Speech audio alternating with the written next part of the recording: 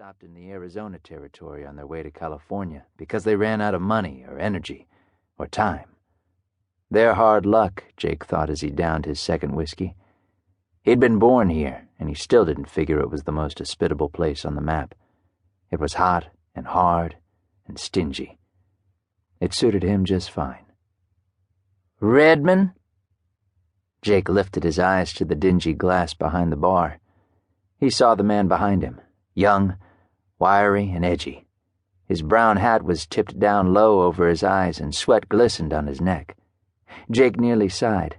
He knew the type too well. The kind that went out of his way looking for trouble.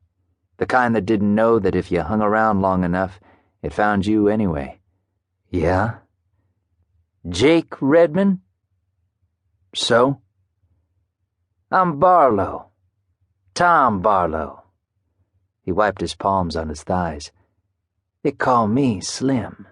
The way he said it, Jake was sure the kid expected the name to be recognized. Shuddered over.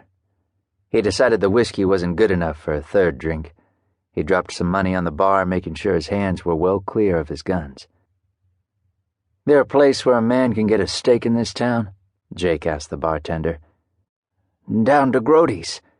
The man moved cautiously out of range. "We don't want any trouble in here."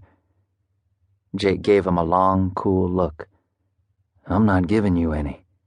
"I'm talking to you, Redman." Barlow spread his legs and let his hand hover over the butt of his gun. A mean-looking scar ran across the back of his hand from his index finger to his wrist. He wore his holster high, a single rig with the leather worn smooth at the buckle. It paid to notice details. Easy, moving no more than was necessary, Jake met his eyes. "Something you want to say?" "You got a reputation for being fast. Heard you took out Fremont and Tombstone." Jake turned fully. As he moved, the swinging door flew back. At least one of the saloon's customers had decided to move to safer ground. The kid was packing a .44 Colt, its black rubber grip well tended. Jake didn't doubt there were notches in it. Barlow looked like the type who would take pride in killing. "You heard right." Barlow's fingers curled and uncurled. Two men playing poker in the corner let their hands lie to watch and make a companionable bet on the higher stakes game in front of them. "I'm faster. Faster than Fremont. Faster than you. I run this town." Jake glanced around the saloon, then back into Barlow's dark, edgy eyes. "Congratulations." He would have walked away, but Barlow shifted to block him. The move had Jake narrowing his eyes. The look came into them. The hard, flat look that made a smart man give way. "Cut your teeth on somebody else. I want a steak and a bed." "Not in my town." Patience wasn't Jake's long suit, but he wasn't in the mood to waste time on a gunman looking to sharpen his reputation. "You want to die over a piece of meat?"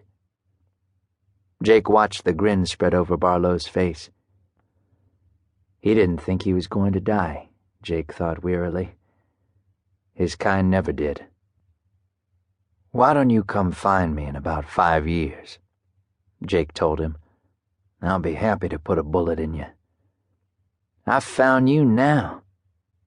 After I kill you, there won't be a man west of the Mississippi who won't know Slim Barlow."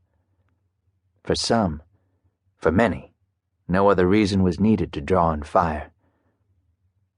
"Make it easy on both of us." Jake started for the doors again. "Just tell him you killed me." "I hear your mother was a squaw." Barlow grinned when Jake stopped and turned again. "Guess that's where you got that streak of yellow." Jake was used to rage. It could fill a man from stomach to brain and take over.